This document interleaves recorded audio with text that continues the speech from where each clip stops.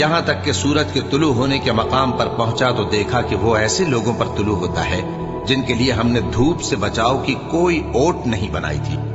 حقیقت یوں ہی تھی اور جو کچھ اس کے پاس تھا ہم کو سب کی خبر تھی۔ پھر اس نے ایک اور سفر کا سامان کیا، یہاں تک کہ 2 اونچے سیدھے پہاڑوں کے درمیان پہنچا تو دیکھا کہ ان کے اس طرف کچھ لوگ ہیں کہ بات کو سمجھ نہیں سکتے۔ ان لوگوں نے کہا کہ اے ذوالقرنین، یاجوج اور ماجوج اس علاقے میں فساد کرتے رہتے ہیں، بھلا ہم آپ کے لیے خرچ کا انتظام کر دیں کہ آپ ہمارے اور ان کے درمیان ایک دیوار کھینچ دیں۔